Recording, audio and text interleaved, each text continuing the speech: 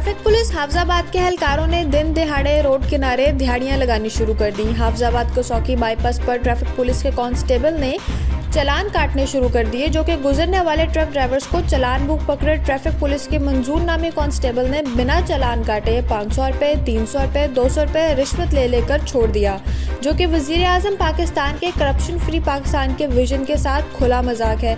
जबकि truck drivers के मुताबिक रोजाना की बुनियाद पर ट्रैफिक पुलिस के एहलकार भत्ता लिए बगैर गुजरने नहीं देते।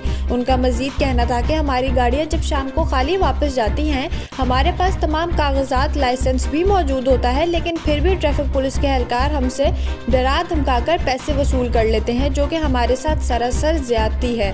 अगर हाफजाबाद अंदरून शहर की बात की जाए तो वहाँ ट्रैफिक पुलिस का काम नजर नहीं आता कि अंदरून शहर में रश को कम किया जाए, लेकिन शहर के बाहर सरगोदा रोड पर नाके लगाकर दिहाड़ियां लगाने में मसरूफ हैं। आला हुकाम को ऐसे वाकयात का नोटिस लेना चाहिए और ऐसे करप्ट एहलकारों के खिलाफ कार्रवाई होनी चाहिए।